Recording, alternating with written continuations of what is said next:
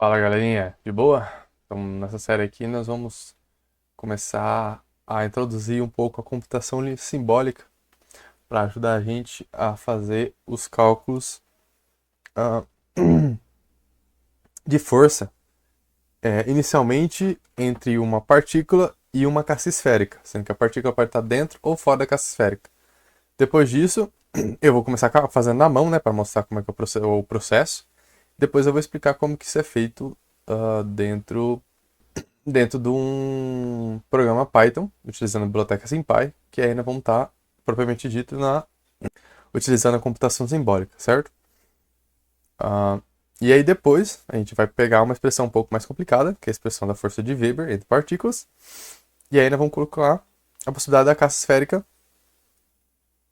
estar com velocidade linear e estar com aceleração, né? E nós vamos ver que aí vai aparecer uns termos bem interessantes que vão dar origem à inércia.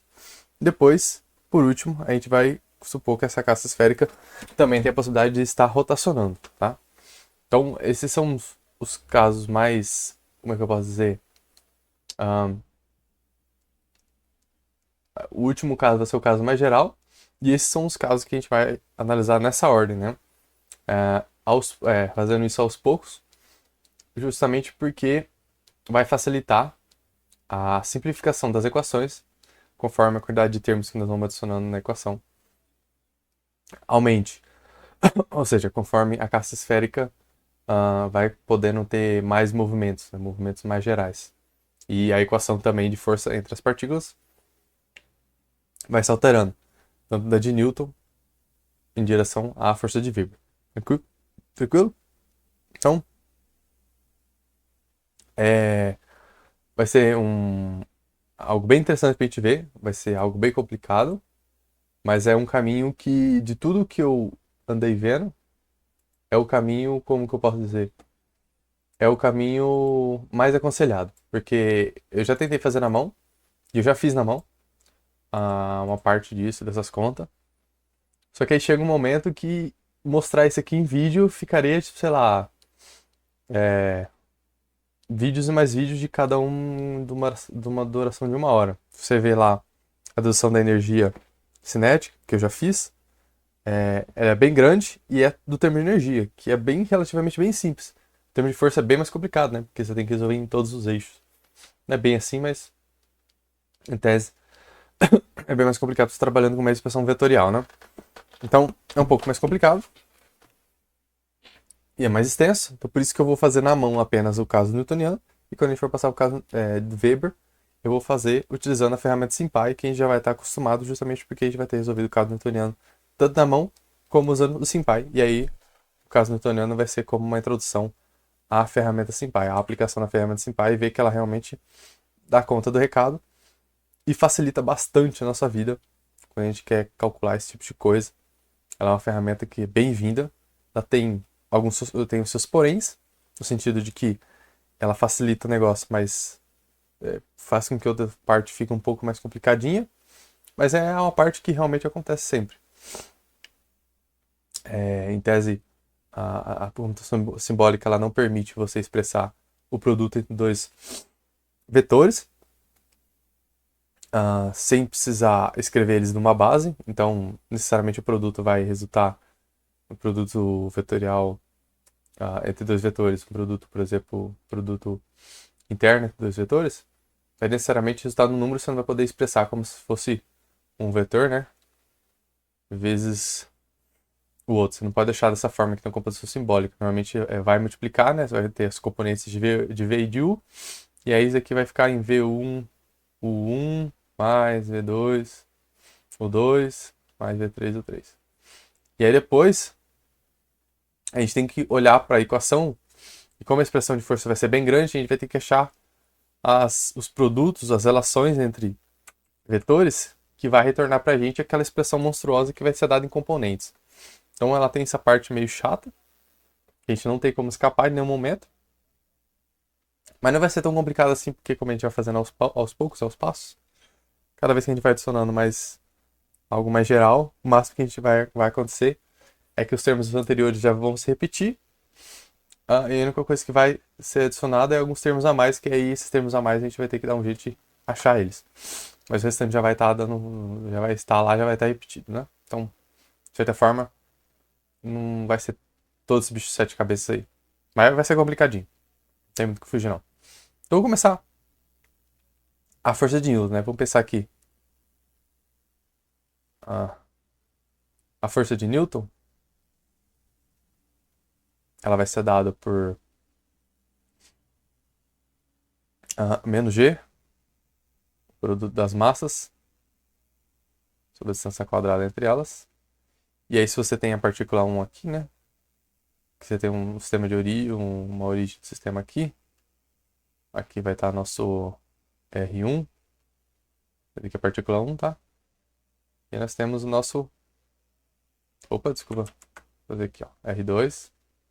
Vai dar a nossa partícula 2.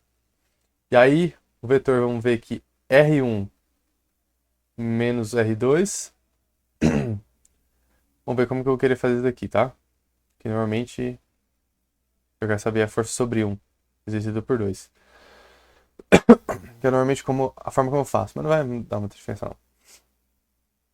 Então, a força sobre 1 sobre 2 vai ser aqui, né? A força que 2 vezes 6 em 1 vai ser nessa direção aqui. Força gravitacional ela é dada aqui, né? Isso daqui vai ser o R2, chapéu, certo? E aqui é o R2, chapéu. Então, aqui eu tenho que colocar o R12 chapéu. Que o R12 chapéu com esse sinal negativo vai dar o R21. E aí a forcinha tá dada. Isso aqui é só uma forma que eu gosto de fazer para lembrar como é que é a expressão de força, né? É sempre uma força de atração de massa. Então necessariamente essa partícula aqui está sendo atraída por essa. Como aqui é R1, R2. Esse vetor unitário aqui vai ser o R1 invertido, né? Então vai ter o menos R1 somado com R2. Então vai ser R2 menos R1. Isso vai dar esse vetor aqui, né? Inteiro. E eu divido pelo módulo, vai dar esse R12 chapéu aqui, por definição, tá? Então, só para deixar claro, né? O R... Vai dar o R21, né? Chapéu. Só que aí, isso aqui é a mesma coisa que o menos R12 chapéu, que tá pra cá, né? Então, uma expressão de força normalmente é expressa com menos aqui. Vou expressar com o R2 chapéu. Essa aqui é a expressão de força gravitacional. Em kilowatts. Aqui é a força sobre a partícula 1. Exercida por 2, né? Então, 2 sobre 1. Eu gosto de às vezes escrever assim, em vez de 2, 1, que não explica muita coisa. É a força que 2 exerce sobre 1, tá? Aqui, ó. Tá aqui. Força 2, 1. Aqui. A menininha tá aí. Então a ideia agora é o seguinte. A gente vai pensar que nós temos uma caixa esférica. Então eu vou pegar um formato esférico aqui. Aqui, né?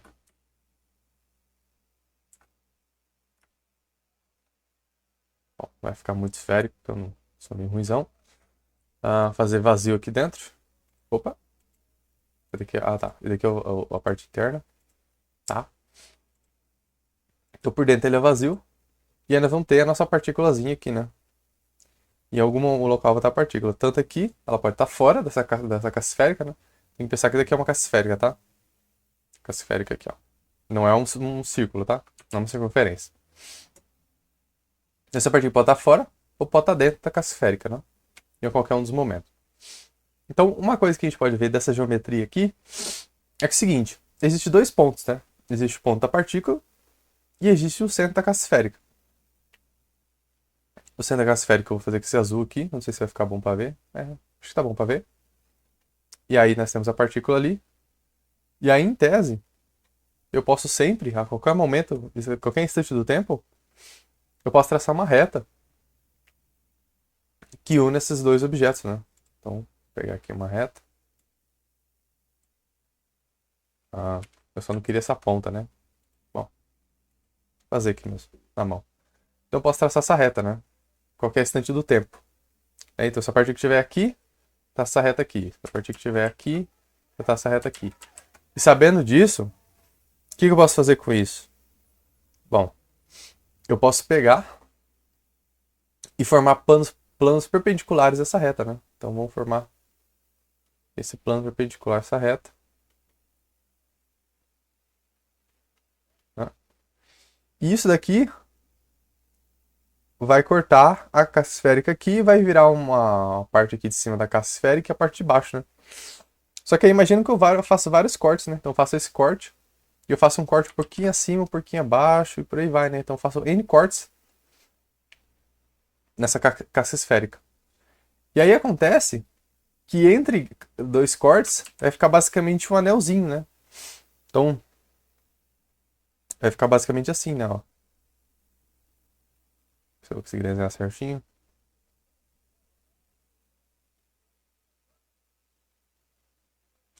Não sei se eu vou fazer tudo certinho, né?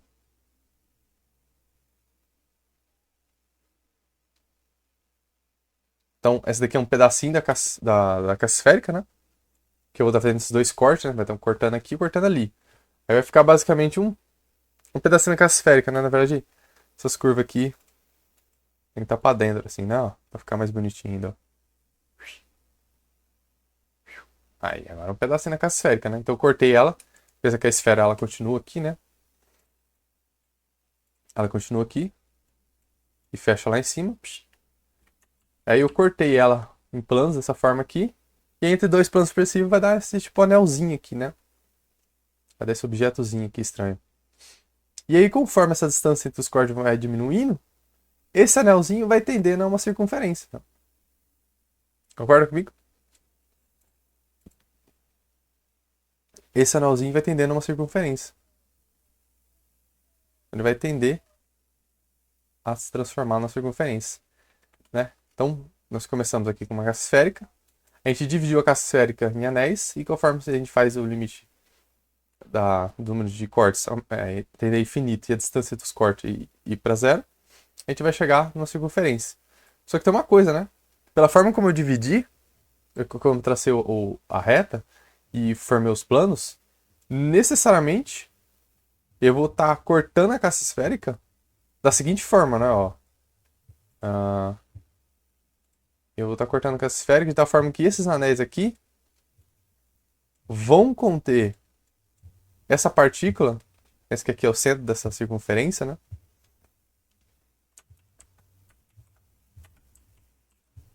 Caramba, eu sou muito ruim de desenho, cara. Mas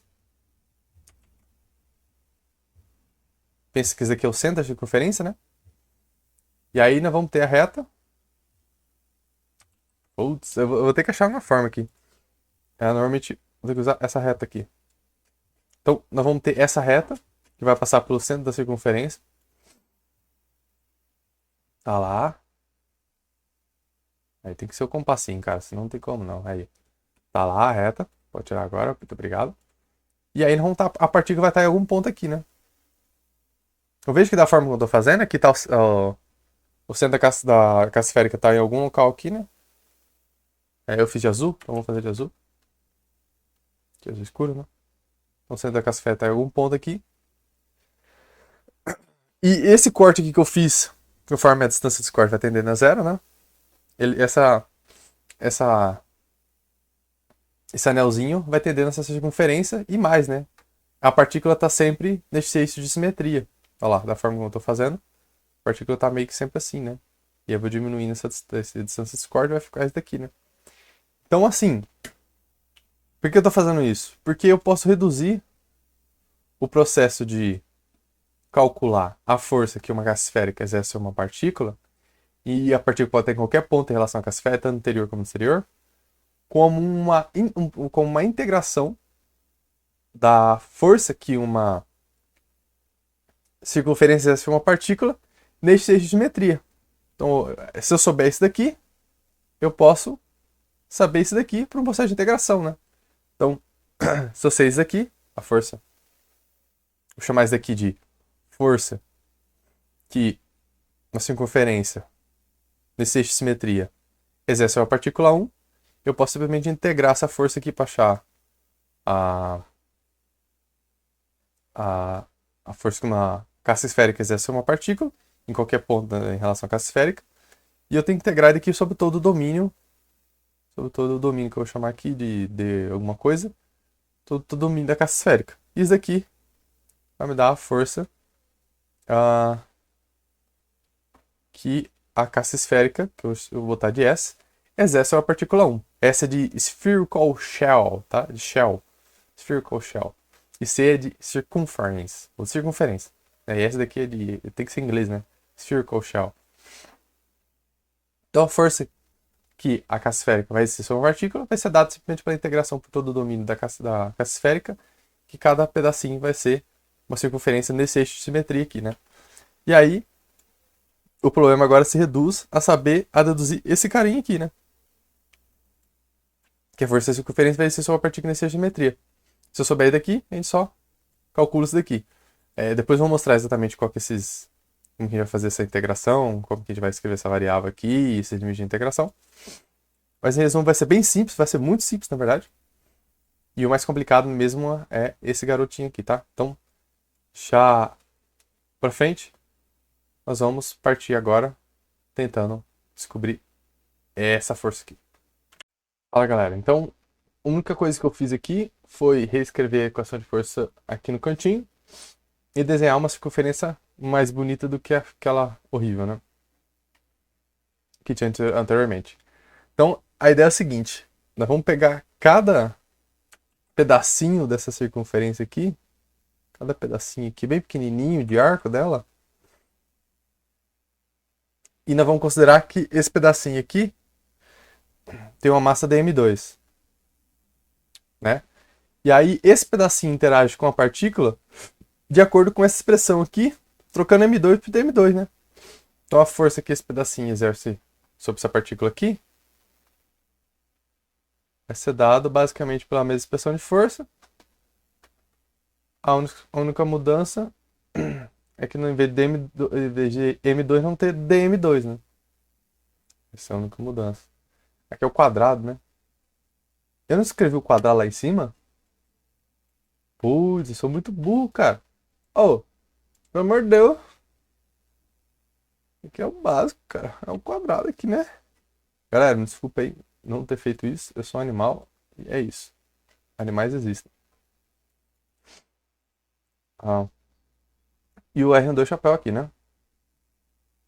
Aí esse R2 chapéu, lembra que é um vetor unitário, lá, ó, que vai de R2 chapéu, é um vetor unitário que vai de 2 para 1, né? Que o R2 chapéu, ele é o vetor unitário na direção de R12, que é R1 menos R2.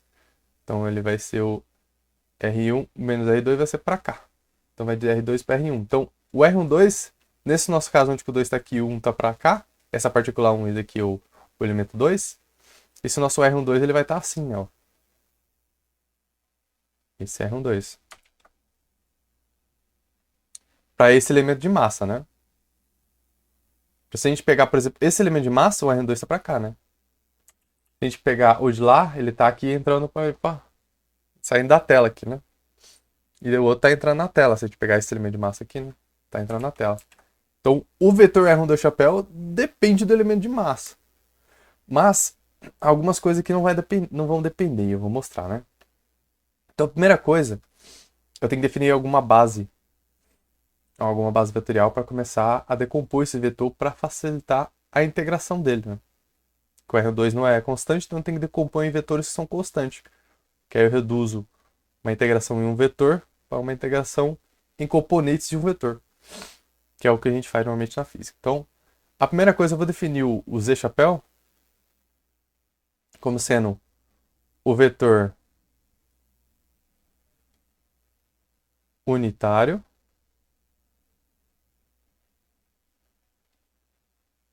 na direção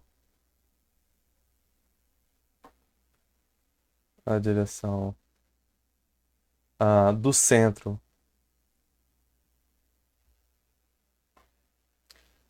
da circunferência.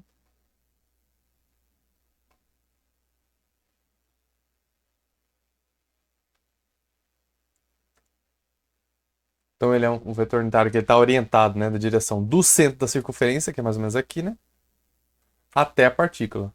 Então, até do centro da circunferência na direção da circunferência para a partícula. Vamos lá, para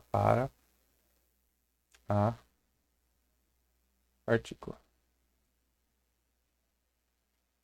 Então, em tese, se a partícula estivesse no lado aqui, o Z chapéu estaria para baixo. Mas como a partícula está aqui em cima, o Z chapéu vai ser daqui para lá, então vai estar para cima, assim, né? Enquanto se a partícula estivesse aqui embaixo, vai estar do centro para a partícula, então vai estar, estaria para baixo. Então, isso daqui é o Z chapéu, esse é o vetor que eu estou definindo. A gente vai utilizar. E outra coisa, né? Toda vez eu vou pegar algum ponto aleatório aqui, você pode pegar qualquer ponto aleatório dessa circunferência, eu vou desenhar como sendo um vetor, talvez aqui, que vai ser só para facilitar, tá?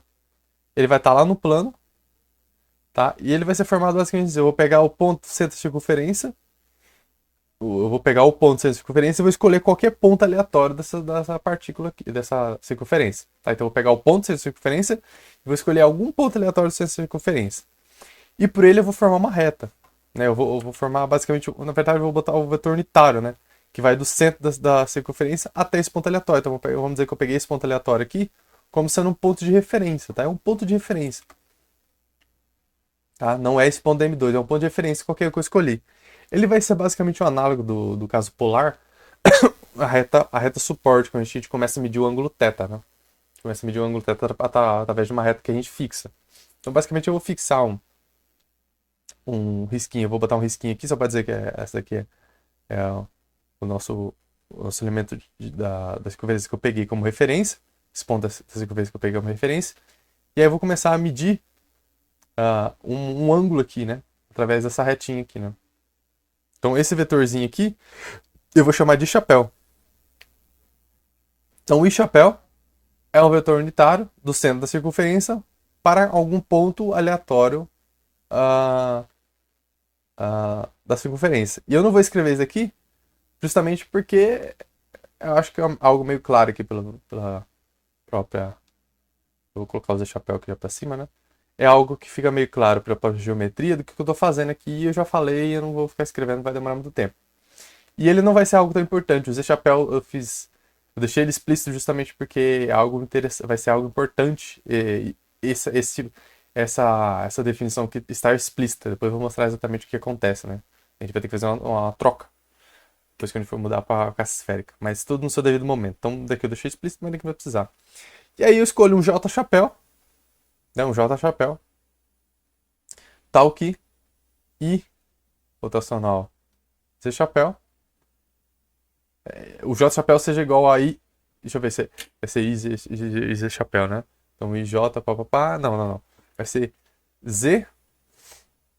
Vai ser inverso. Para ficar uma base orientada pela direita, né?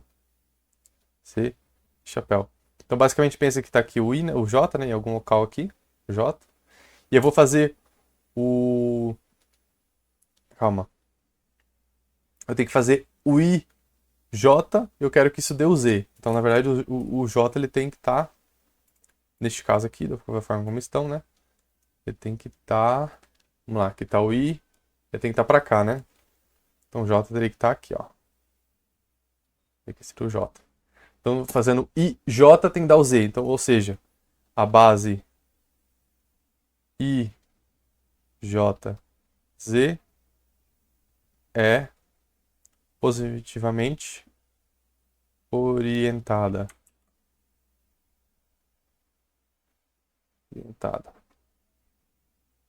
Tá? Que é a forma usual de se fazer produto vetorial entre vetores, utiliza esse tipo de base, né? A gente poderia fazer uma orientada à esquerda, mas eu quero fazer uma orientada à direita, que é positivamente orientada, né? Então, essa base vai ter o IJ chapéu igual a Z chapéu. Então, o J ele vai ser definido depois que eu já tenho o Z e o I, vai ser definido por esse produto vetorial aqui, né? E aí tá tudo bem. Tudo finalizado. Então, nós já temos nossa base, o I, J e o Z. Então, eu tenho que decompor agora o R12 nessa base. Então, vou fazer o seguinte. Primeira coisa, esse R12 vai ter uma componente em Z e uma componente perpendicular a Z. E essa componente perpendicular a Z, ela vai ser decomposta em J, né? Então, eu vou definir o ângulo entre R12 chapéu e Z chapéu como sendo igual a alfa, tá? Essa é a definição que eu vou fazer. Então, vai ter um ângulo aqui, ó. Aqui está o nosso G chapéu, né? Só se escrevendo ele aqui. E aqui vai estar nosso ângulozinho alfa, tranquilo? E, então, o que acontece vai ser que o R12 chapéu, ele vai ser decomposto em cosseno alfa Z chapéu, mais um seno alfa num vetor que vai sair da decomposição. Então vai sair alguma coisa para cá e vai sair alguma coisa aqui nessa direção. E essa direção, ela vai de dm2 para o centro da circunferência. Então eu vou chamar de um ρ. Então, normalmente o ρ ele está do centro para fora, né? Mas eu vou botar o ρ do centro para dentro. Não vai fazer diferença. Então esse aqui vai ser o nosso ρ definido. E aí, veja que o alfa independe do elemento de massa que eu peguei, né? Então se eu peguei esse elemento de massa, eu vou ter o mesmo ângulo alfa, né? Vai ter o R2 para cá, vai ter o ângulo alfa aqui, e aí vai ser... Eu vou mostrar exatamente em imagens separadas, que o ângulo alfa é sempre o mesmo, dependendo do elemento dm2, de uma forma mais exata mais para frente. Mas já quero adiantar que, de certa forma, esse alfa aqui é o mesmo para todos os elementos de massa, né? Então, aqui nós já temos algo que não depende do elemento de massa, só que aqui ele depende do elemento de massa, né? Esse ρ aqui depende do elemento de massa. Então, por exemplo, esse dm2 vai ter um ρ para lá, né? Para a esquerda aqui. E esse daqui vai ter um ρ para cá, né? Que a gente vai decompor o R12, né, uma componente em Z e uma outra componente perpendicular a Z. E essa perpendicular a Z vai estar para cá agora, ao invés desse daqui que está para a esquerda, né? Então agora esse ρ aqui a gente tem que decompor em alguma coisa, que aí vai lascar a vida de vez, né? Então basicamente é o seguinte, eu vou definir que o ângulo entre o I chapéu e o ρ é igual a ni. Então o ρ vai ser dado por cosseno ni I chapéu mais seno ni J chapéu. Ó, só para adiantar, a gente poderia ter usado o argumento de simetria, né? Como tem sempre um elemento de massa oposto, e tá sempre os dois à mesma distância, em tese, essa componente vai cancelar com essa componente desse outro esse negocinho aqui, né? Mas eu quero fazer algo mais geral, justamente porque quando a gente adicionar os outros termos de força, a gente vai precisar de alguma forma expressar esses termos, né? Nem sempre esse componente que vai ter o outro lado que vai cancelar. Porque os termos de velocidade e velocidade relativa e aceleração relativa são complicados para conseguir cancelar sempre, né? Então é um pouco mais complicadinho. Mas de qualquer forma, eu estou fazendo dessa forma que é um pouco mais complicado, que por causa do Newton não precisava de toda essa dificuldade. Mas eu estou fazendo isso aqui porque no caso geral vai acontecer algo mais ou menos desse jeito, né?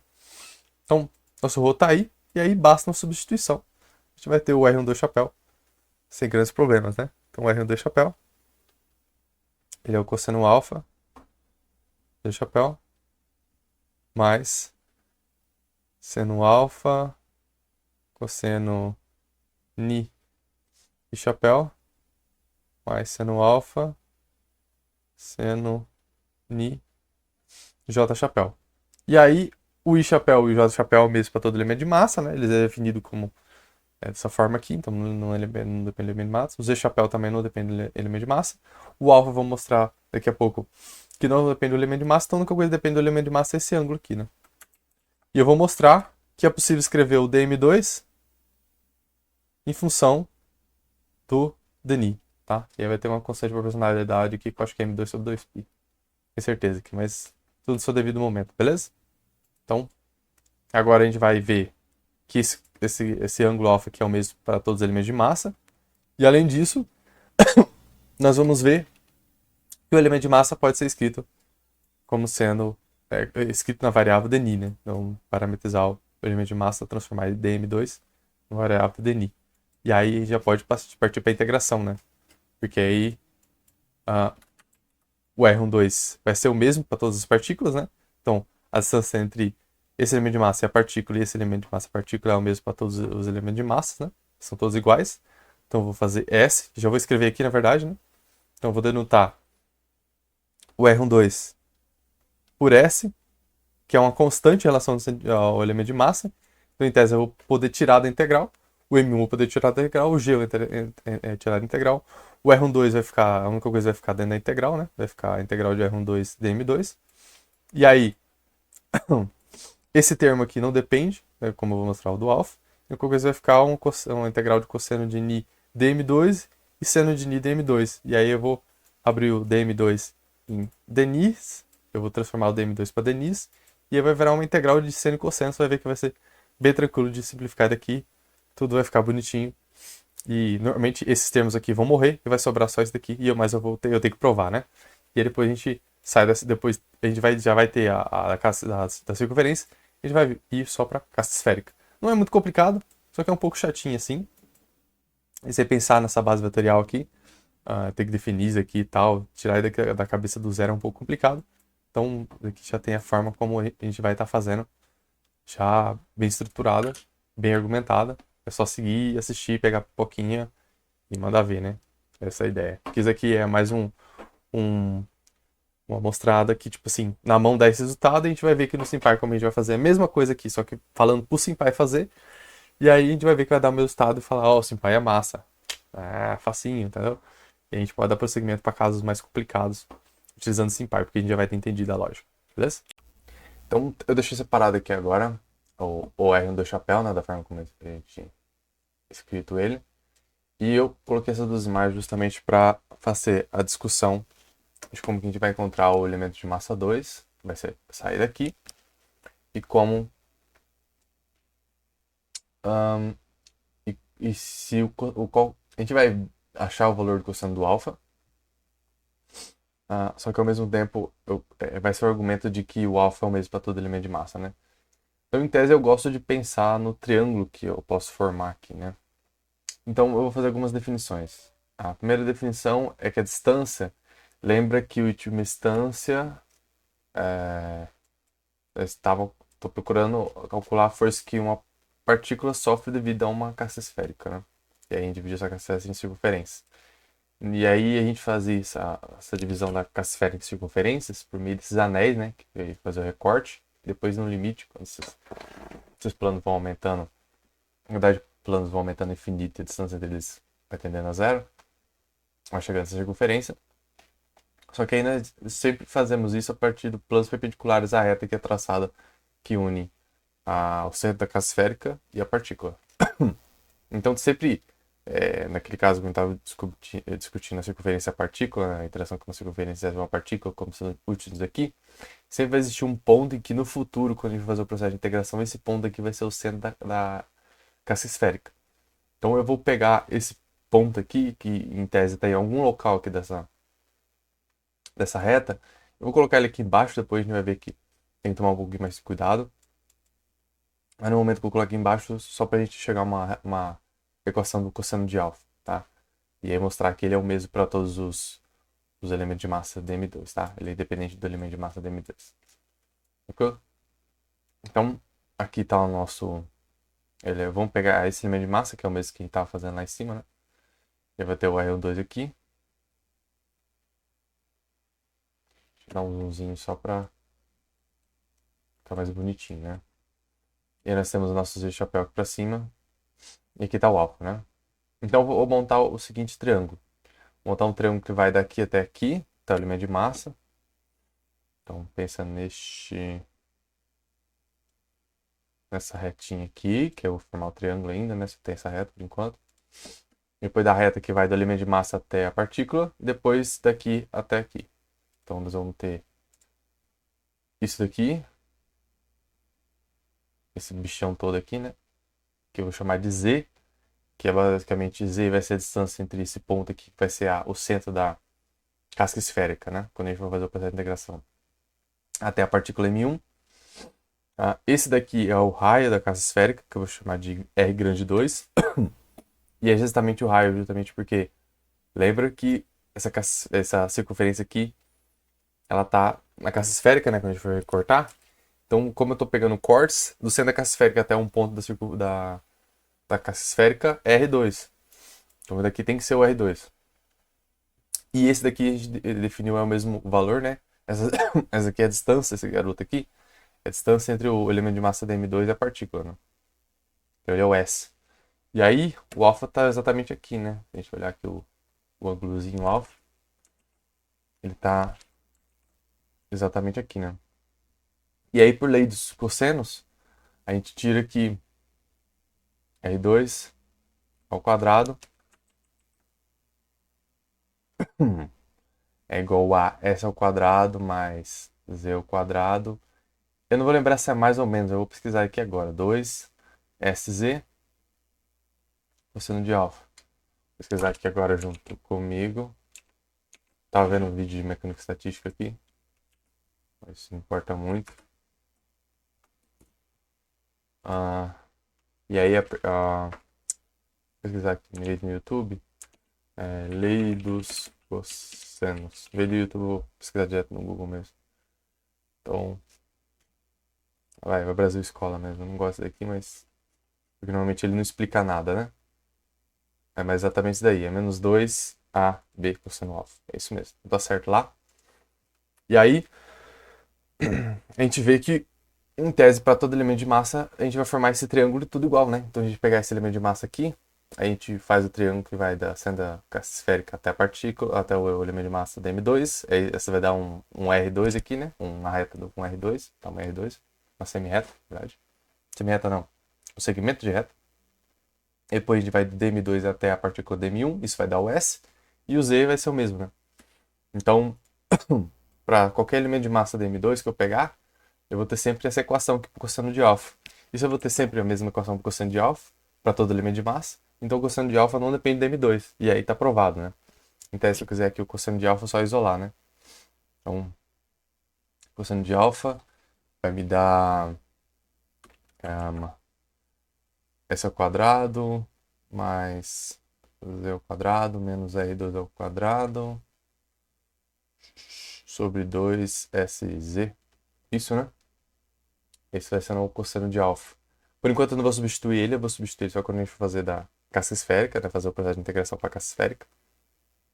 Mas já gostaria de deixar ele aqui, né? Então ele já está aqui, nosso garotinho que nós vamos utilizar futuramente. Tranquilo? Então, te mostrou o cosseno de alfa no depende do elemento da M2. Então quando a gente vai fazer o processo de integração aqui, a circunferência, eu posso tirar o cosseno de alfa da integral. Então, eu já vou fazer essa substituição, substituir o que nós temos agora, e depois eu vou fazer o DM2, tá? Então vamos lá, então vamos começar a substituir as coisas aqui, né?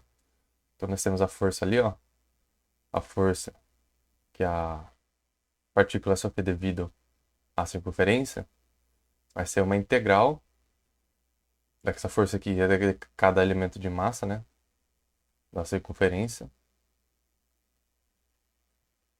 E aí eu já troquei o R12 ao quadrado por S, né? Eu vou trocar aqui, né? O R12 chapéu, o R12 chapéu vai ser dado aqui, né? Então cosseno de alfa Z chapéu mais seno de alfa, cosseno ni i chapéu mais seno de alfa, seno ni j chapéu. E aí, tendo essa equação aqui, né? A gente pode simplificar ela para menos g m1 sobre s ao quadrado. Tudo aqui pode ser da integral.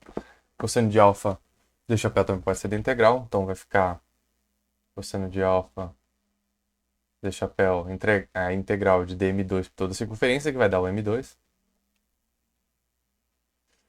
Né? Aí nós vamos ter agora seno de alfa i chapéu, integral sobre toda a circunferência, do cosseno de ni dm2. Teria que fazer essa integral aqui ainda, porque o alfa a gente pode acabar arrancando, mas o cosseno de ni não. E aí, por fim, vou colocar aqui embaixo, nós vamos ter novamente seno de alfa, agora j chapéu, integral sobre c de seno de ni dm2. Agora ele tem que resolver essas últimas integrais que sobraram aqui, né? Aqui é tranquilo. E a gente vai ver que daqui vai dar zero, ambas. Tá? Então como que a gente vai fazer isso? A gente vai ter agora uma visão de cima da circunferência. Quando a gente pega uma visão de cima da circunferência, a gente pega um elemento de massa dm2 da circunferência, ele vai ter um comprimento dl, né? Esse aqui é o elemento de massa dm2 e ele vai ter um comprimento dl2. E se eu supor que essa circunferência, né, circunferência tem um raio r, se você lembrar um pouco de, eu não sei se isso daqui vai cair em casos de trigonometria, acredito que não, mas o comprimento de um arco aqui, né, o comprimento de um arco, se você pegar um comprimento de um arco aqui, de tamanho L, dessa circunferência, e ele tiver subtendido a um ângulo ni aqui, esse L vai ser relacionado com esse ni da seguinte forma, né? R, ni. Essa forma como vai relacionar esse ângulo. É uma questão de como isso aqui acontece, tá? Eu não vou procurar fazer uma prova daqui, justamente porque eu acho que não vem ao caso. Mas de qualquer forma, é assim que se faz, tá? E aí, é assim que é, né? No caso. E aí, se eu diferenciar isso daqui vai ser o L2, né? E o DN2. Não preciso do DN2, só o DN tá bom. Mas aí, eu vou fazer a diferencial agora, o E é constante, então vai ficar R dni. E aí, se eu lembrar, o dm2, ele pode ser retirado a partir da suposição que a derivada de dm2 em relação a dl2, que seria a densidade de massa linear dessa circunferência, ela é constante, né? E por essa constante, se eu pegar a massa inteira e dividir por 2πr, tem que dar o valor disso aqui, né? E aí, substituindo, isolando o dm2, que é o que a gente quer, 2πr, e substituindo esse dl2, né, aqui, r dni, cortar R com R, eu não sei se está pegando a câmera, né, exatamente, mas eu vou deixar um pouco para baixo aqui, ó, tá. E aí nosso dm2 vai ser simplesmente m2 sobre 2π dni. E aí, a gente pode substituir isso daqui, esse dm2 aqui, então vai dar. Vamos pegar só as integrais aqui assim, né? Só para mostrar que vai dar zero. Cosseno de nível de copiar tudo, né? M2 vai dar igual a sobre C de cosseno de ni M2 sobre 2π de ni. Aí o M2 sobre 2π vai sair e vai ficar uma integral de cosseno de ni de ni sobre toda a circunferência, né? Só que sobre toda a circunferência significa fazer o ni, que é esse ângulo aqui que a gente definiu, né? Entre o rho chapéu e o i chapéu, variar de 0 a 2π, né? Que aí vai rodar toda a circunferência. E a integral de cosseno de ni de 0 a 2π dá zero. Isso daí é quase que trivial, né? Vai aí. Bom, vamos fazer aqui na mão porque a gente é meio besta, né? Mas não precisa. Então, integral que eu saiba de cosseno não é menos, né? É o seno. Então é o seno de ni. E aí tem que aplicar o 0 a 2π, né? Porque quando você deriva o seno de ni dá cosseno de ni. Então a integral de cosseno de ni é o seno de ni. E quando você faz daqui, vai dar. Não sei por que tá fazendo isso aqui, mas. É porque ele teste deveria ser trivial, né? Para quem tem conhecimento de cálculo. Isso aqui vai dar seno de 2π menos seno de zero. Isso aqui vai para zero, isso daqui vai para zero. Então fica 0 menos 0 vezes esse negócio aqui, daqui no final dá zero. E a mesma coisa vai acontecer com a integral do seno aqui, né? Que aí vai ser menos o cosseno. Vai dar menos o cosseno de 2π mais o cosseno de zero. Como eles têm o mesmo valor 1, né? Vai ficar menos 1 mais 1, vai dar zero. Então, ambos esses daqui vão para zero. E aí vai acontecer que essa força aqui, que a circunferência é sua partícula 1,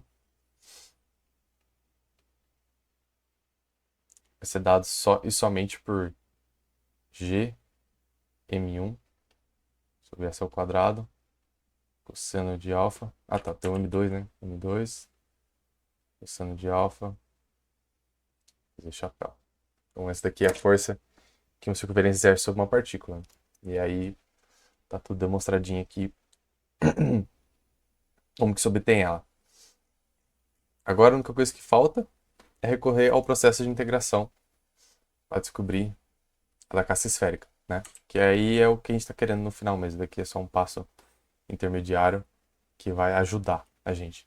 E você vê que foi bem simples, né? Porque em tese é só uma questão de ficar achando essas relações aqui, que é a parte mais chata, né? São muitas relações.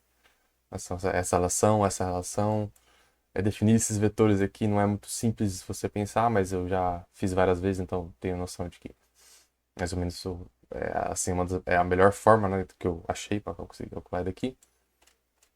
E você vê que muita coisa zera, né? Esses dois monstrinhos aqui zeram, fica só a parte fofinha aqui, né? Então a força basicamente ela tá no Z chapéu aqui, né? E eu quero esperar, né? Porque igual eu falei anteriormente, a força tá, a resultante vai ser para lá, né? Porque a cada termo aqui tem um correspondente, eles se anulam, né? A componente que não esteja na direção Z, né? Na direção ρ. Essas componentes de direção ρ, elas vão cancelando. Justamente porque tem uma questão de simetria aqui.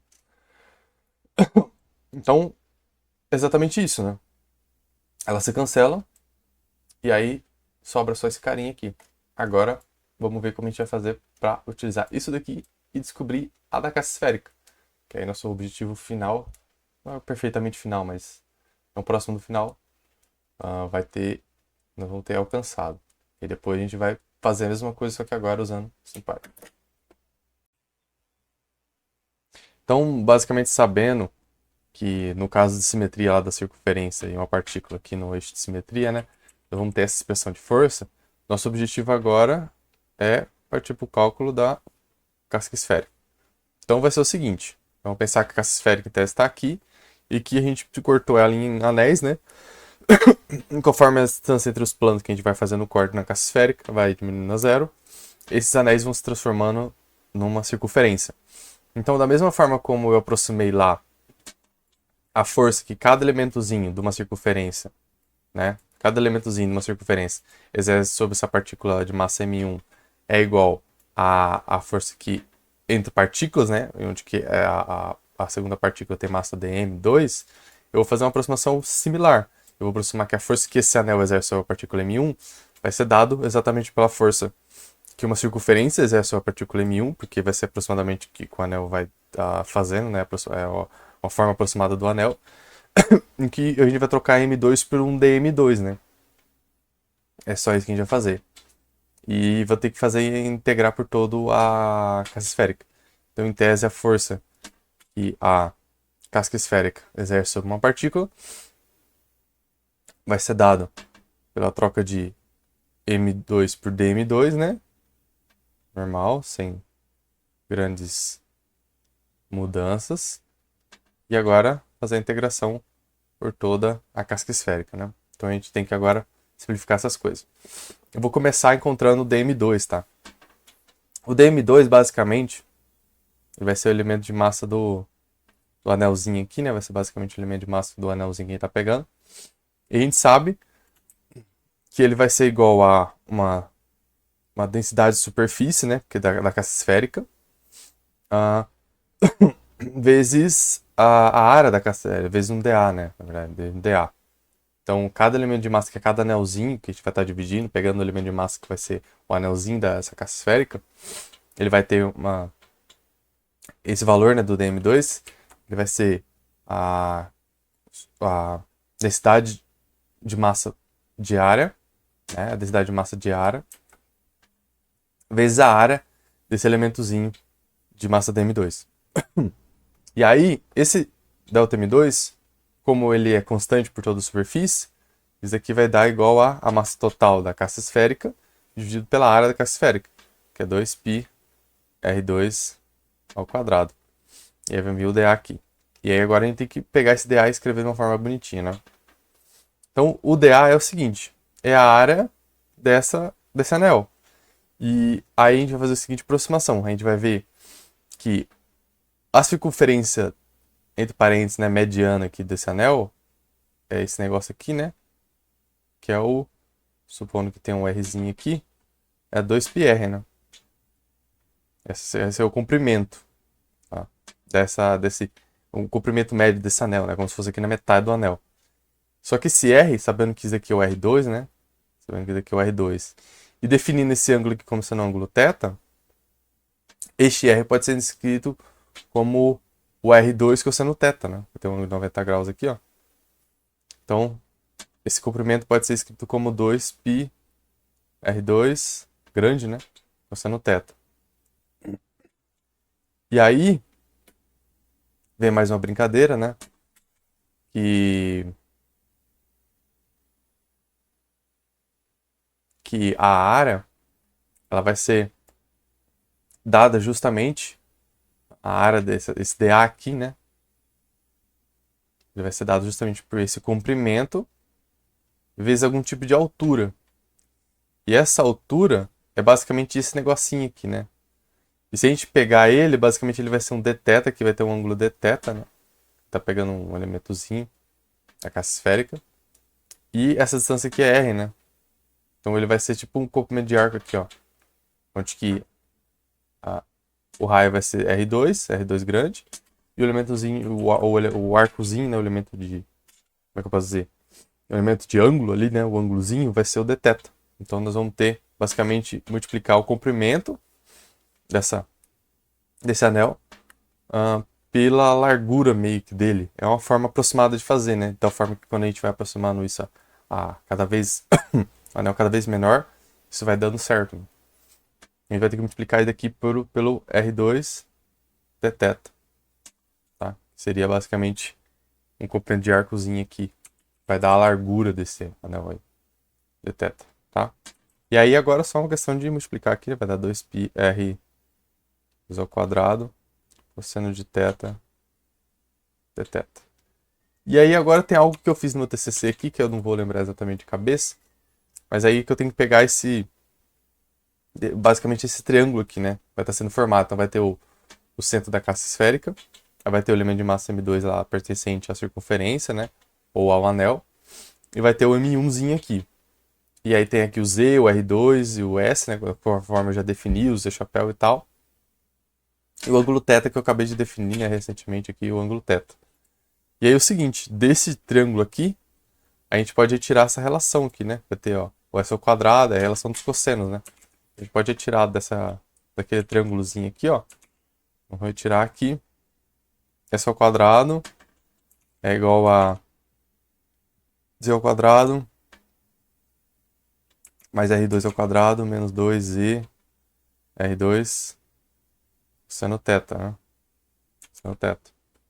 E aí, em tese, diferenciando em relação a θ, ambos os lados, nós vamos ver que Z não é função de θ, né? Vai ficar, vamos fazer os passos, né? S ao quadrado dθ.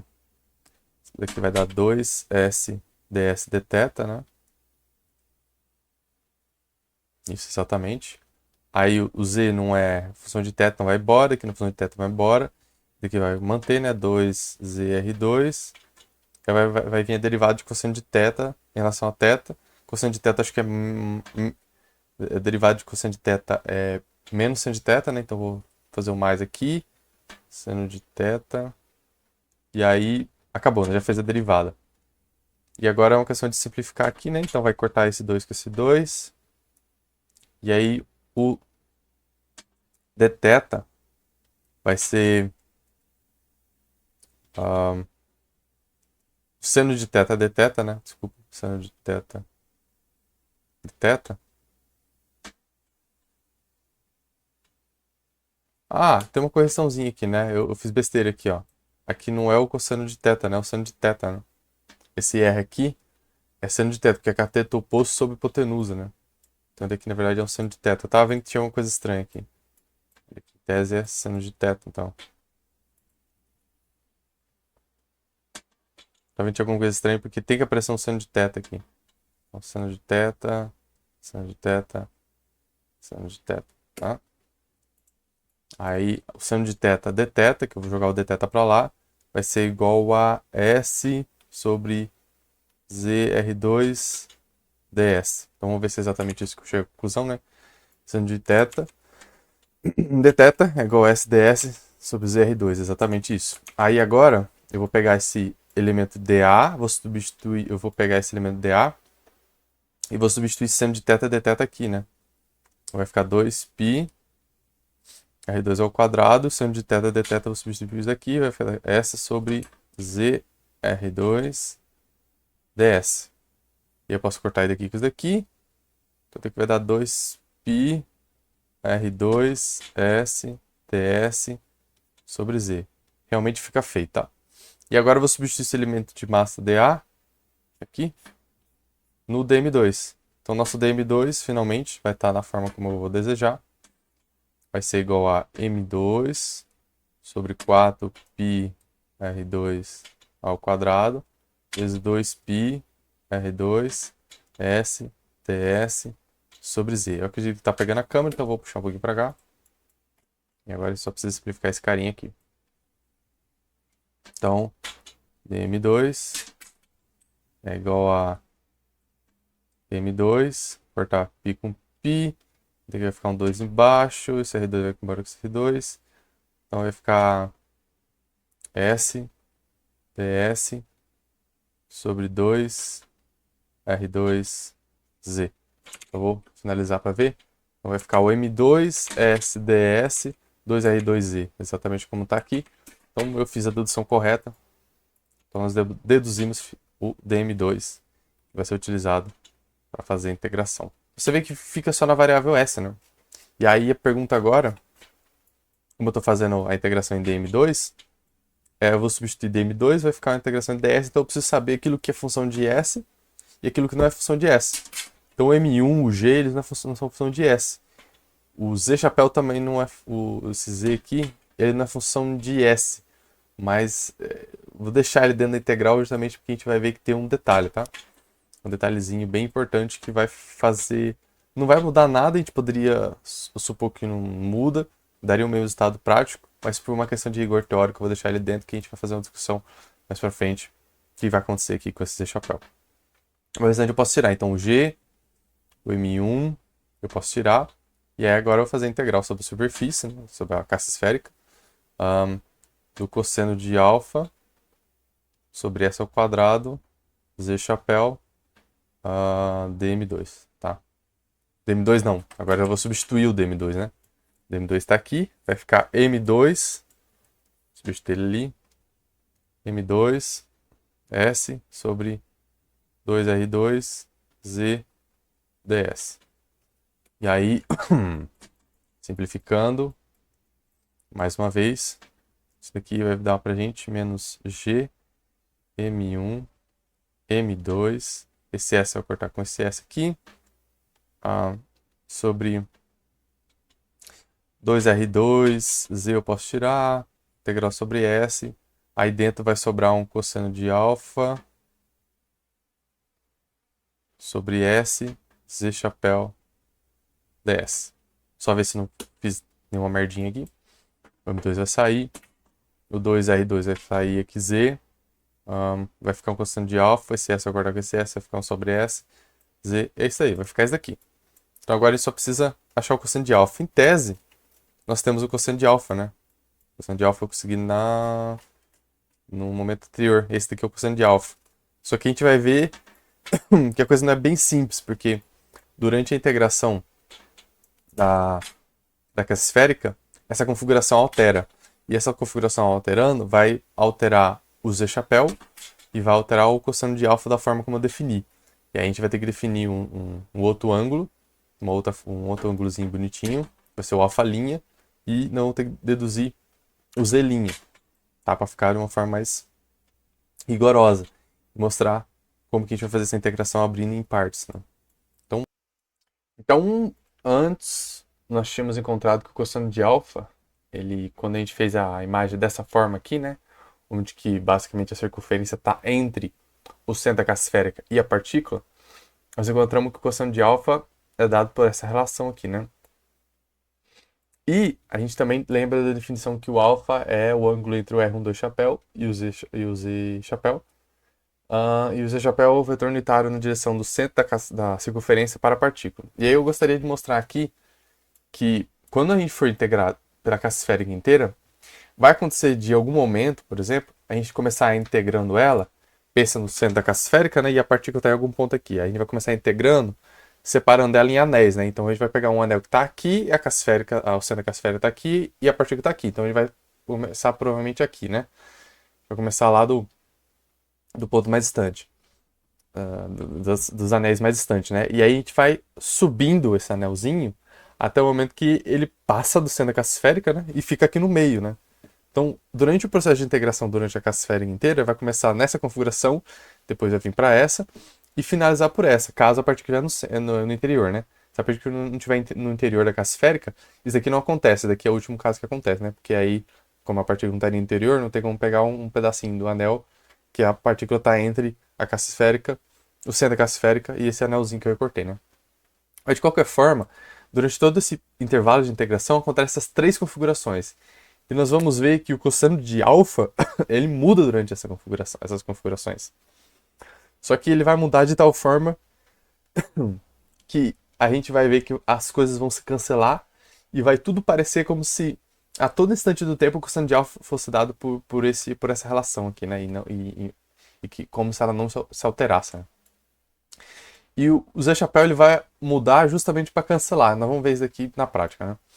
É basicamente o seguinte, eu vou definir um vetor aqui que vai ser um vetor que vai ser um vetor que vai auxiliar a gente a perceber essas modificações, né? Então a gente vai primeiro analisar o Z chapéu e depois nós vamos analisar o cosseno do alfa, como ele vai mudar, tá? Porque o Z chapéu é mais rápido e o cosseno de alfa depois. Então eu vou definir um Z' chapéu, onde o Z' chapéu é um vetor unitário na direção do centro da caixa esférica e não da circunferência para a partícula. Então, nesse caso, está aqui o centro da caixa esférica e a partícula está para cá. Então, nós temos um Z' para lá, né? E aí, o Z chapéu, não o Z' chapéu, ele vai dar do centro da circunferência que está aqui até a partícula. Então, ele está na mesma direção que o Z' chapéu, né? Nesse caso. Então, eles estão aqui na mesma direção. Então, nesse caso aqui, nós vamos ter Z chapéu é igual a Z' chapéu, né? Temos essa relação aqui. Neste caso aqui. Nesse caso aqui, vamos fazer, né? O Z' chapéu, ele tá para cima, né? Então tá daqui para a partícula. Então tá aqui o Z' chapéu. Z' chapéu. Nossa. Realmente, né? Ele tá para cima. Então eu vou só escrever ele aqui em cima, né? Para ficar mais fácil de visualizar e não atrapalhar as coisas aqui. Então, o Z' chapéu tá aqui. Tá para cima. E o Z chapéu tá descendo da circunferência até a partícula. Então ele tá para cima também, né? Então os dois para cima. Significa que nesse caso aqui nós também temos a mesma relação, né? Eu só colocar um negocinho em volta. Nós temos isso daqui, né? O Z chapéu é igual a Z' chapéu nesse caso aqui também. Então, por enquanto você manteve a mesma coisa. Só que agora que vai mudar, né? Então, o Z' chapéu tá da centro da caixa esférica até a partícula. Então nós temos o Z' chapéu para cá, né? Z' chapéu. Só que o Z chapéu, ele vai do centro da circunferência até a partícula, né? Então ele tá para baixo. Então o nosso Z chapéu tá para cá. Então nesse caso, nosso G chapéu é igual a menos o Z' chapéu, né? Então nesse caso aqui, inverte o sinal. Então em tese nós deveríamos abrir esse intervalo de integração entre essa condição e essa condição. Nessas três configurações, né? Nessas três condições. Nessa condição a gente trocaria o Z por Z' chapéu, nessa condição por Z chapéu, e nessa condição Z por menos Z' chapéu, né? Eu vou fazer isso, depois eu vou mostrar que vai cancelar com a mudança do cosseno de alfa, tá? Então, vendo isso, outra coisa que eu gostaria de agora analisar é como esse cosseno de alfa muda, né? Então como que nós vamos fazer isso? Vamos fazer da seguinte forma. A gente vai definir que esse cosseno de alfa aqui, ele na verdade vai ser um cosseno de alfa', tá? Então eu vou definir um cosseno de alfa', vai ser dado exatamente por esse valor numérico. Em tese, ele é só uma definição, né? Então vai ser só uma definição para facilitar a compreensão dos outros casos, tá? E além disso, eu vou apagar esses vetores aqui, só para não ficar os bichos meio no meio da tela e atrapalhando, tá? Então nós temos essas relações aqui nesses três casos. Nós temos já o cosseno de alfa para esse caso, não tem que precisar o cosseno do alfa para esse caso e achar uma relação do cosseno de alfa para esse caso com o cosseno de alfa linha, tá? Que é definido como sendo esse resultado numérico aqui, tá? Então vamos montar os triângulos. Então lembra que a gente definiu que o z é a distância entre o centro da caixa esférica até a partícula. Então nosso z está aqui, né? Aqui está nosso z. Nosso S é a distância entre o elemento de massa até a partícula. Então nosso S está... Deixa eu só pegar a reta aqui, né? Para ficar mais bonitinho, né? Agora deixar as coisas bonitinhas. Então aqui está o nosso S. E o nosso R2 está da caixa esférica, está do centro da caixa esférica até o elemento de massa M2, né? Que é o raio da caixa esférica. Então mais uma vez eu vou precisar de uma reta. Pum. E está aqui nosso R2. E aí a gente precisa achar o ângulo alfa dentro desse triângulo, né? De alguma forma a gente precisa colocar o garotinho aqui. Tá aqui é nosso R2. A gente precisa achar onde está o ângulo alfa aqui. Aí lembre que o R1 do chapéu vai da circunferência até o objeto. Nós temos um R2 chapéu assim, né? R2 chapéu. E o nosso Z chapéu, ele tá para cima, né? Porque vai descendo da circunferência até a partícula. Então nós temos o Z chapéu aqui para cima, né? Z chapéu aqui, né? E aqui tá o nosso ângulo alfa. Aí aqui tá o ângulo alfa também, né? Obviamente. E aí vai ficar a lei dos cossenos aqui. E se você olhar, vai dar o mesmo resultado que esse aqui, né? O cosseno do alfa. Porque nós temos o R2 lá no ângulo oposto, né? No ângulo oposto, então vai ficar R2 ao quadrado igual a S quadrado mais E quadrado menos 2S menos 2S sobre Z.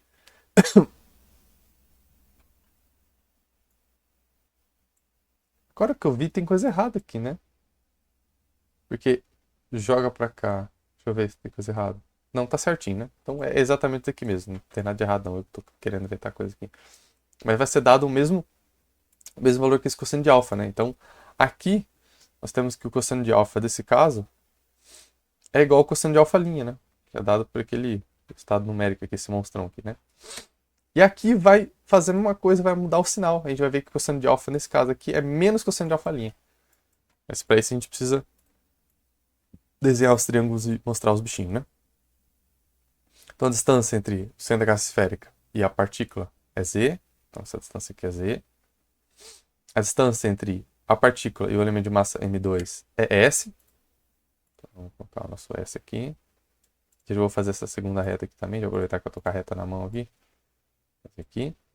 Então essa distância aqui, ela é o S, né? Vai da partícula até o elemento de massa M2. E aqui está nosso R2, né? E aí, tem que lembrar que o Z chapéu, ele está na direção do centro da circunferência até a partícula. Então ele está para baixo aqui, né? Então tá aqui o Z chapéu. O chapéu está para cá. E o R1 do chapéu, ele vai daqui até a partícula, né? Então basicamente ele está aqui. E aí o ângulo alfa, ele vai estar aqui, né? O Z chapéu vai estar para cá e o R1 do chapéu está aqui, né? Então o ângulo alfa está aqui. E aí a ideia é o seguinte, tá? A gente vai definir esse ângulo aqui. Ele vai chamar de um tal assim. E a gente sabe que o alfa mais tal é igual a 180 graus, né? Que é π. Vendo que esses dois ângulos eles somam e dão π, a gente consegue tirar uma relação, que eu não vou fazer a dedução, mas se você der uma olhada na internet e utilizando cosseno de A mais B, você vai utilizando B fazendo uma brincadeira aqui, você vai chegar que cosseno de alfa é igual a menos cosseno de ni. Cosseno de ni não, cosseno de delta, né? Esse daqui é um delta. Vou chegar nesse aqui. E o cosseno de delta a gente pode retirar aqui, né? Cosseno de delta é igual a... vai ser igual ao cosseno de alfa dado nessa configuração aqui, né? Alfa linha, né? Por quê? Porque ele vai ter o R2 do lado oposto e os S e o Z do lado adjacente, né? Então ele vai ser igual ao cosseno de alfa linha, que é exatamente o que acaba saindo desse caso, né? Então, o R2 oposto e o Z e o S conjunto. Então, esse cosseno de delta aqui, ele fica cosseno de alfa linha, né? Ele aqui vai dar cosseno de alfa linha. E aí a gente vê aqui, né? Que nesse caso, cosseno de alfa é igual a menos cosseno de alfa', né? Então tá aqui, ó. Cosseno de alfa é igual a menos cosseno de alfa'. Então, veja que, em tese, o que a gente precisa fazer? A gente precisa abrir esse intervalo de integração entre essa configuração e essa configuração. Só terminar de fazer aqui. E aí, nessa parte de integração, eu tenho que substituir o z por z' e o cosseno de alfa por cosseno de alfa'. Nessa configuração, z por z', cosseno de alfa por cosseno de alfa'. Nessa configuração, z por menos z' e cosseno de alfa por menos cosseno de alfa'. Só que se você vê, quando você substituir o cosseno de alfa por menos cosseno de alfa' nesse intervalo de integração, ele vai cancelar com menos z' que vai aparecer, vai substituir aqui, né? Então vai ficar menos com menos, vai ficar mais. E aí vai ficar cosseno de alfa', z' sobre s, assim como vai ficar nos outros. Então a gente vai poder voltar os intervalos e integrar pela caixa esférica inteira, como se tudo fosse, o cosseno de alfa fosse sempre dado por cosseno de alfa'. Então eu gostaria só de deixar claro, exposto essa dedução aqui, assim, de uma forma meio formal. Eu não vou abrir os intervalos de integração, mas eu vou fazer a conclusão de que se você abrir os intervalos de integração e fazer essas substituições, coisa que nenhum livro explica, né? Tem que tomar cuidado com isso, né? Na verdade, esse intervalo de integração você tem que tomar cuidado, porque pode acontecer que esses ângulos, esses cossenos de alfa, eles vão mudando, dependendo do intervalo, e esse z também muda. Vai acontecer que, em última instância, meio que se lasque, né? É como se nem mudasse. Então, z' ds. E às vezes, quando a gente vai fazer a parte numérica, a gente nem vai considerar como se fosse uma alfa', vai considerar como se fosse cosseno alfa mesmo, tá? Só que outra forma de você ver isso, além de você abrir a intervalo de integração e fazer essas substituições aqui, você pode ver quantas vezes aqueles objetos que mudam de sinais, né? Eles sempre mudam no mesmo momento, né? Então vê que eles mudam só nessa configuração. Então, em tese, se eles aparecerem numa quantidade par, como acontece aqui, o z aparece uma vez e o cosseno de alfa uma vez, então 1 mais 1 dá 2. Então, às vezes, quando os objetos aparecem, eles aparecem numa quantidade par, eles acabam cancelando, né? Porque é isso que acontece com o sinal, né? Ele cancela, né? Então, 1 menos com 1 menos vai ficar par. Sempre quando você tiver um número par que de negócios multiplicando que invertem de sinais, eles vão acabar cancelando essas inversões de sinais, né? Então, essa é uma da outra forma de fazer, ao invés de abrir no intervalo de integração e fazer essas substituições e depois voltar a integração tudo juntando. É como se fosse tudo imóvel, como se nada tivesse acontecido, né? Existe a segunda forma, né? Contar os números e ver se dá um número par, o número de negocinhos repetidos, né? E uma terceira forma é basicamente substituir cosseno de alfa por menos cosseno de alfa. E aí, em tese, se mudar cosseno de alfa menos, ou cosseno de alfa por menos cosseno de alfa, não cosseno de alfa', cosseno de alfa mesmo, e o z por menos z, e aí se mudar alguma coisa, você sabe que durante esse intervalo de integração você não pode fazer essa simplificação de como se tudo mudasse, né? E aí, sabendo disso, você pode simplesmente fazer essa substituição de cosseno de alfa por menos cosseno de alfa, e o z por menos z, z chapéu por menos z chapéu, e subtrair da equação anterior, né? Então, em tese, você poderia pegar essa equação aqui e fazer cosseno de alfa i para menos cosseno de alfa, e o z chapéu i para menos z chapéu. E aí, depois que você fez essa substituição, você subtrai dessa equação aqui sem fazer essa substituição, né? Sem essa troca.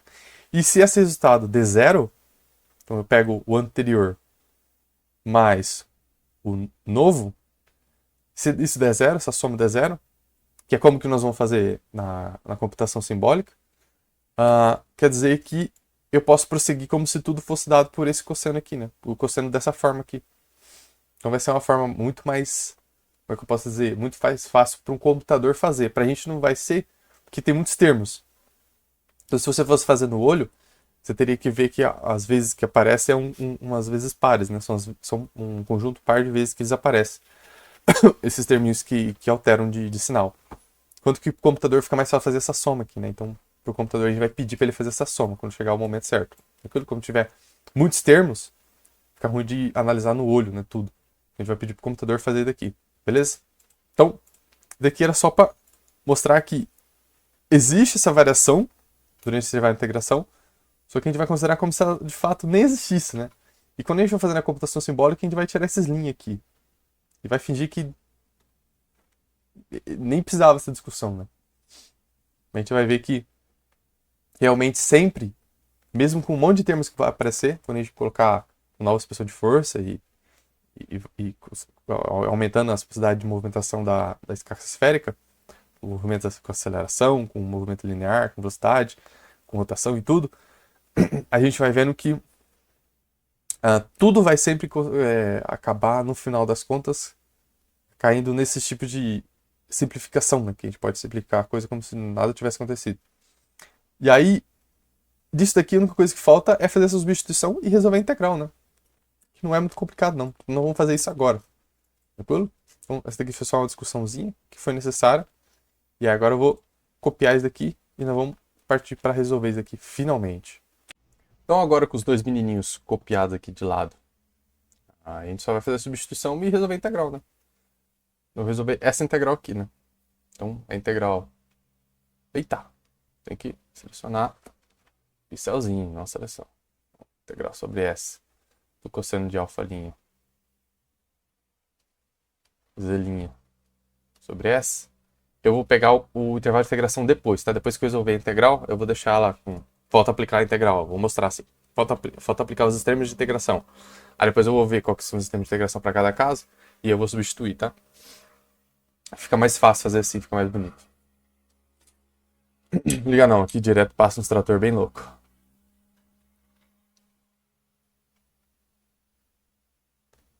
Aqui, ó, S ao quadrado, S ao quadrado menos R2, quadrado sobre 2SZ.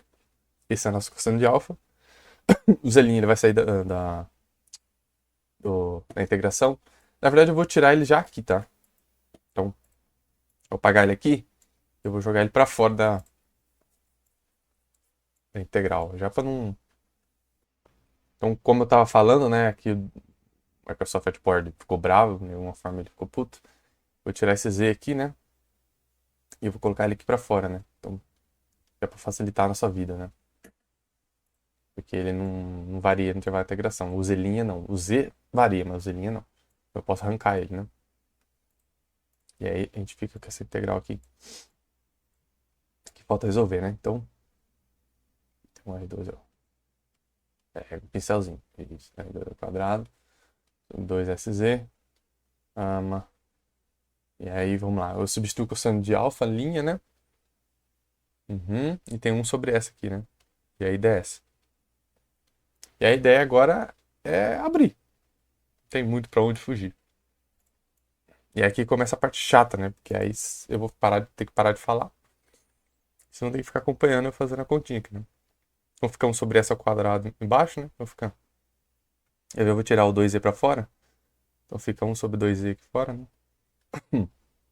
Multiplicando tudo, né? Que ele não depende do intervalo de integração. É uma constante em relação a S. Então joguei 2z para fora. Ficou 1 sobre S embaixo. Aí vai ficar 1 sobre S aqui embaixo, dividindo esse bichão aqui, né? 1s quadrado embaixo dividindo esse bichão. E aí vai ficar... Aqui vai dar 1 mais z quadrado menos R2 ao quadrado 1 sobre S ao quadrado embaixo, né? Então, ó, 2 eu joguei fora e ficou um S quadrado embaixo. Aí eu dividi aqui por esse S quadrado, deu 1 mais esse monstrão sobre S quadrado. Isso tudo aqui integrado em ds, né? Total ds aqui fora. E agora é só colocar para dentro. Então vai ficar 1 sobre 2e. Abre o monstrinho. Aí vai ficar integral sobre S ds. Mais... Isso aqui vai sair da intervalo de integração. Integral sobre S de 1 sobre S ao quadrado ds.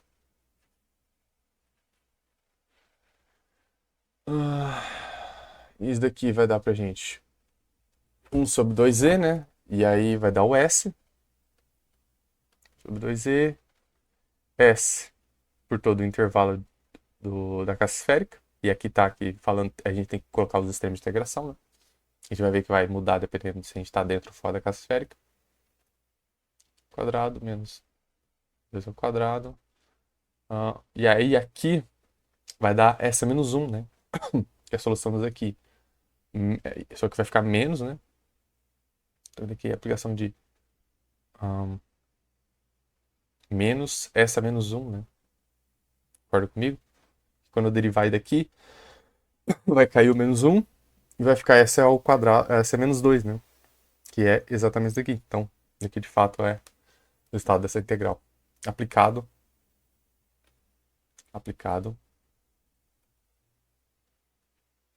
em essa, né? Que é onde está a esférica. E aí agora a única coisa que falta é ver qual que é esse sistema, esses extremos de integração. Então aqui está a imagem do meu TCC, e aqui está a esférica, e a partícula, por exemplo, quando ela está no interior, a gente vai ver que o anelzinho mais longe que pertence à esférica, ele vai estar R mais E. E o mais próximo está R menos E. Então a gente vai ter que integrar durante esse intervalo de integração, né? Sabendo disso, enquanto que está no exterior, né? O mais próximo está Z menos R e o mais longe está Z mais R, né? Então a gente tem que fazer agora, no caso, eu vou escrever aqui, né? No caso interno, nós vamos ter uma variação. No caso interno, vamos estar aqui, ó. A gente vê que o R é só você olhar aqui a imagem, você vai ver que, né? Realmente são esses valores. Nós vamos ter o menor valor vai ser R mais E, né? R menos E, R2 menos E, até R2 mais E, né? R2 mais E. E no caso externo,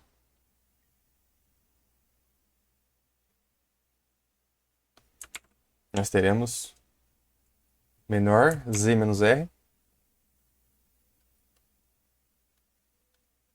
até Z mais R, né? E aí basta aplicar, né? Então, vamos aplicar aqui, ó. Agora a gente vai denotar isso daqui, essa diferença, né? Lembra que isso daqui é em tese durante todo o intervalo da classe esférica, né? Então a gente vai fazer uma diferenciação. É o caso interno, a gente vai escrever ele aqui. Essa integração vai retornar para a gente 1 sobre 2e aplicado em S. Só que aí o S vai estar variando de um mínimo esse daqui e o máximo esse daqui. Então vai ser aplicado em S, isso vai dar R2 menos E, né? Menos, deixa eu ver se é isso mesmo. Não, é R2 mais E menos R2 menos E, né? Que a gente aplica o intervalo de cima menos o intervalo de baixo, né? Esse aqui é o intervalo do valor máximo e daqui é o intervalo do valor mínimo, né? Então tá certo. Mais Z ao quadrado menos R2 ao quadrado. E a mesma aplicação, né? Vai ficar o valor máximo que é R2 mais E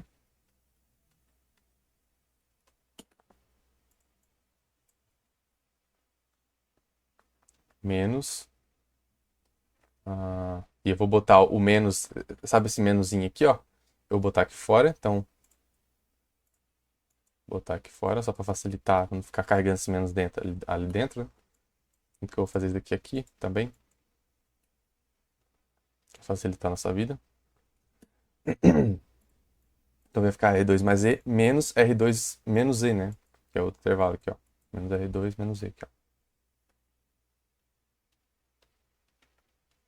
E aí agora é simplificar, né? Então esse aqui é o caso do interior. Isso daqui vai dar pra gente 1 sobre 2E. Aqui, vamos ver o que vai acontecer. R2 mais E. O R2 vai sair embora com o R2 aqui, né? E vai ficar mais 2E aqui, né? Concorda comigo? Mais 2Z. Isso. Mais 2Z. E aqui vai ficar normal, né? Ao quadrado menos R2 ao quadrado.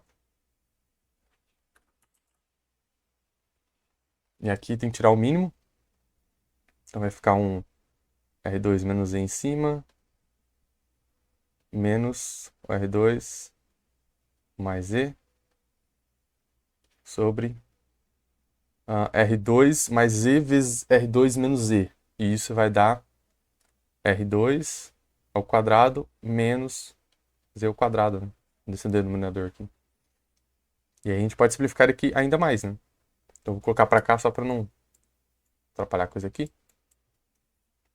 1 sobre 2Z. 2Z. Menos. Aqui, ó. Esse R2 vai embora com esse R2, concorda? Então esse R2 vai embora com esse R2, né? E aqui vai ficar menos com menos. Vai dar menos 2Z aqui, né? Então menos.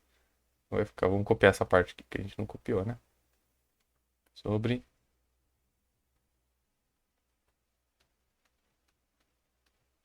E aqui vai ficar menos 2Z, né? Só que aí, se você ver, eu posso tirar o menos daqui, né? Jogar pra fora. E aí eu posso cancelar isso com isso. Aqui vai ficar esse menos com esse menos, vai ficar um mais aqui, né? Então, vou tirar esse menos aqui de baixo. Vai ficar um mais aqui. E aí vai ficar 2z menos 2z, né? 2z menos 2z aqui, ó. Isso aqui vai dar zero em cima. Então, no final das contas, essa integral aqui, no caso interno, dá zero. Bom, se essa integral aqui, no caso interno, dá zero, se eu substituir aqui, a força, no caso interno, que eu vou colocar um izinho embaixo, vai dar zero. Porque essa integral aqui dá zero. Então, no caso interno, dá zero. E o que era de esperar, né? Eu acredito que muita gente já fez essa conta aqui, que no interior de uma caixa esférica, a força gravitacional em qualquer ponto é zero. Então pronto, aí tá feito, zero. E no caso externo, a gente vai ver que vai voltar a expressão usual, né? Então vamos fazer agora no caso externo. Aquela integral vai ficar 1 sobre 2z, né? Vamos aplicar em S agora. O de cima é esse valor, então vai ficar z mais R2 menos z menos R2, que é o caso inferior. Certo? Isso. Agora eu copiei esse garotinho aqui, né? Você já viu que é chato, né? Imagina que se tivesse um monte de termo essa força, né? Ter o termo da velocidade, o termo da aceleração, o termo de... Fazendo todas as integrais, aí vai ter que fazer a integral de 1 sobre S a menos 3, aí é um monstro, assim, um cubo que você tem que ir abrindo e cancelando. Você já viu que não é legal, né? Então não faça isso. Só assiste e é isso. Não faça isso na mão, sabe? Não é aconselhado a uma pessoa normal fazer daqui na mão. E eu tô fazendo isso aqui justamente pra gente não precisar fazer mais, né? A gente vai ver que vai dar pra fazer computação simbólica e esquece a existência de fazer na mão. Esquece a mão. A mão só serve pra digitar. Então, copiei esse terminho aqui, né? E agora tem que fazer o S a menos 1. Então eu vou abrir um parênteses. E vai ficar Z mais R aqui. Já viu que minha letra não é muito bonita, né? Aqui fica menos, né? Desculpa. E aqui menos Z menos R2, né? Então, mais uma vez, é uma questão de simplificar.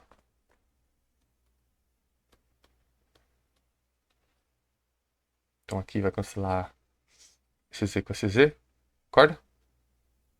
E vai ficar 2R2 menos.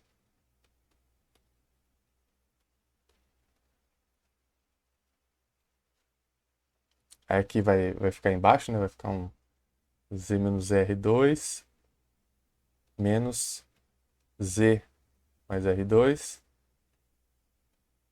né? E aqui embaixo vai ficar um Z mais R2 vezes Z menos R2, que dá Z quadrado menos R2 ao quadrado. E aí, isso eu posso simplificar com isso. E aqui vai ficar um z menos z, então vai simplificar. E aqui vai ficar menos 2R2, né? Isso é exatamente isso. Então vai ficar 1 sobre 2z, 2R2, menos 2R2. Isso daqui vai retornar pra gente. Aqui vai somar, né? Então vai ficar positivo, né? Então você vai cancelar esses dois.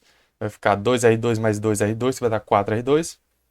4R2 sobre 2 vai ficar 2R2 sobre Z.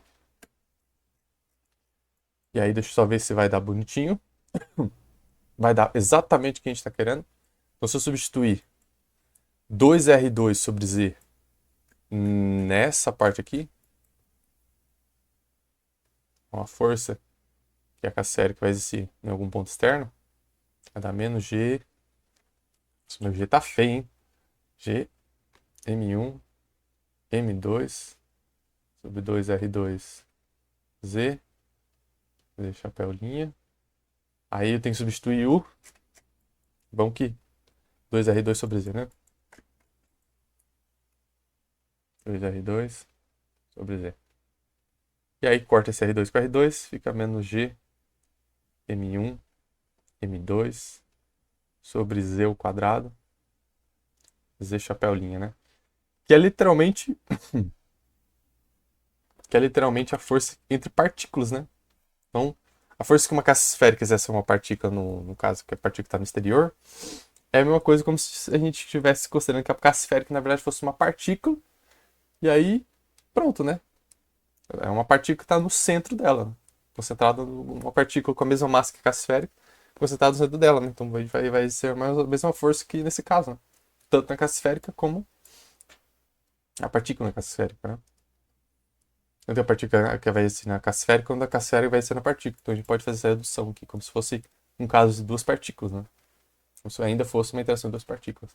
E no interior dá zero. Então e daqui que a gente quer agora utilizar o poder da computação simbólica para mostrar esses dois resultados, né? Em vez de fazer na mão toda essa monstruosidade, tem que fazer esse processo de análise e tal.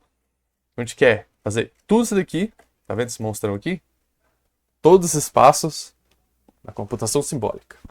Aí a gente nunca mais precisa fazer essa sofrência aqui. O máximo que a gente vai precisar fazer é desenho para achar esses DM2 que realmente não tem como fazer, o computador não tem como saber. Esse tipo de coisa.